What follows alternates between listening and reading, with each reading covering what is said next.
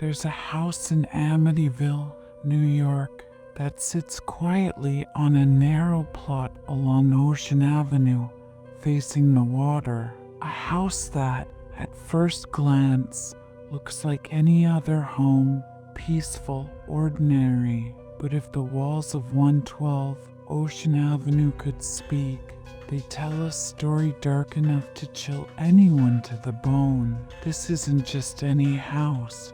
It's the Amityville Horror House. This story begins almost a century ago. The house, a 1925 Dutch colonial, was originally built for John and Catherine Moynihan. They purchased the property from the Ireland family in the early 1920s and hired local builder Jesse Purdy to create a grand 5-bedroom, 4-bathroom home. With its gambrel roof and iconic quarter-circle windows peeking out over Ocean Avenue, the house looked like it was filled with high hopes for the future. But it was the DeFeo family, who moved in during the 1960s, that would mark the beginning of this home's tragic legacy.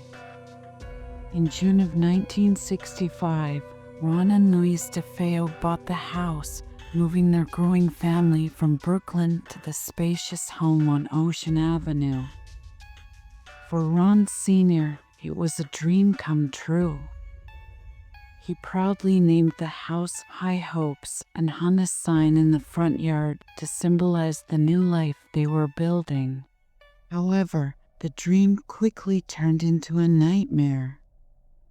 Behind the doors of High Hopes, tension simmered as Ron Sr. exhibited abusive and controlling behavior toward his wife and children. And on a dark November morning in 1974, that tension finally erupted.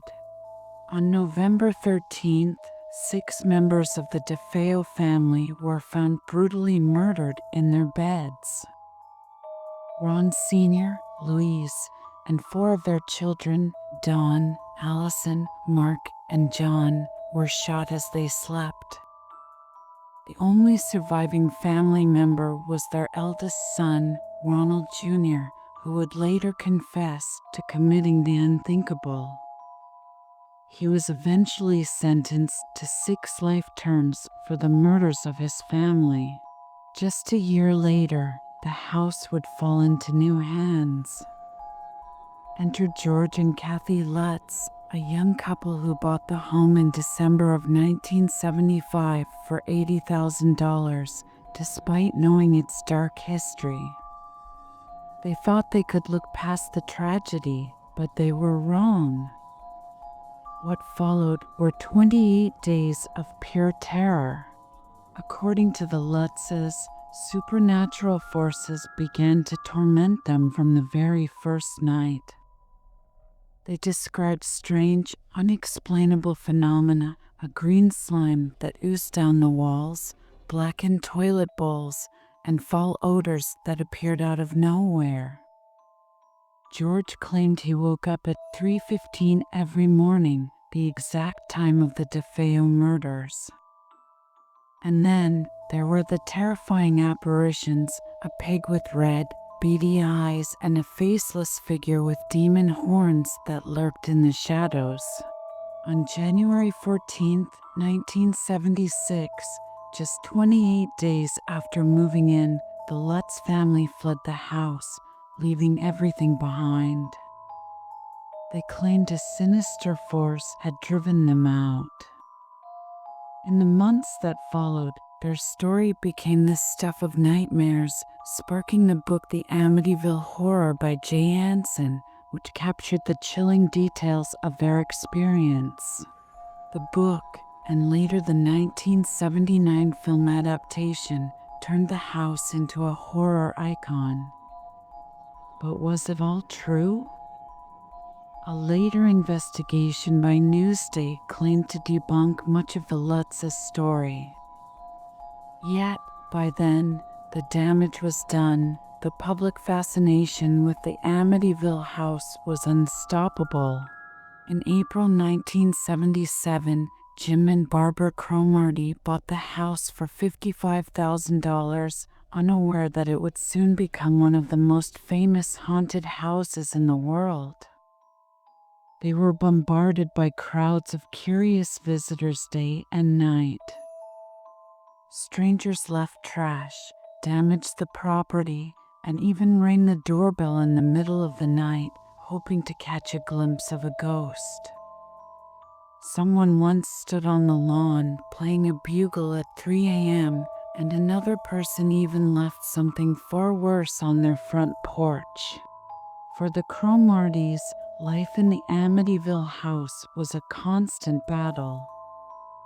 Their 14-year-old daughter Joyce faced harassment at school, with classmates taunting her about ghosts. They eventually changed the house's address in an attempt to ward off the constant visitors, but it made little difference.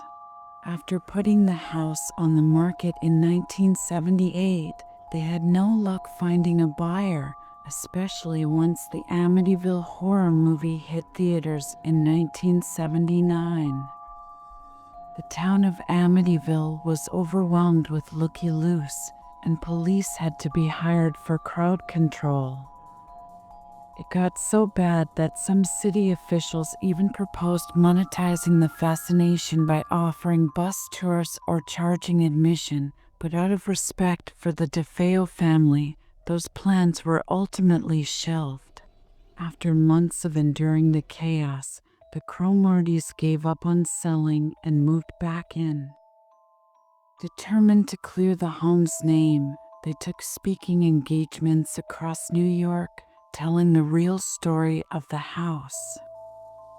By February of 1982, they reached an agreement to have the phrase "a true story" removed from future editions of the Amityville horror book.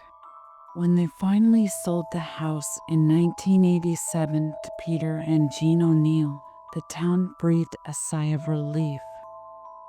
The O'Neills tried to erase the home's dark image by replacing the windows and filling in the pool, hoping it would finally end a relentless curiosity.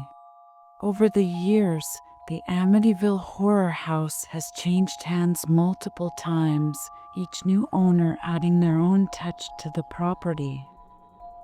In 2010, Caroline and David D'Antonio bought the house for $950,000, and in 2017, it sold again for $605,000. But here's the twist. Despite all the rumors, despite its haunted reputation, not a single owner since the Lutzes has reported experiencing anything paranormal. So, was the Amityville house truly haunted? Or was it simply the backdrop for a family tragedy that became the inspiration for one of the greatest ghost stories ever told? To this day, we may never know the answer.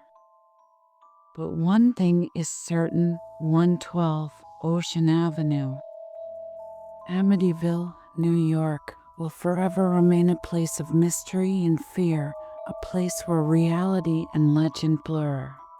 Thank you for listening to this chilling tale of the Amityville Horror House. If you enjoyed this story, don't forget to like, subscribe, and hit the bell icon for more tales that haunt and intrigue.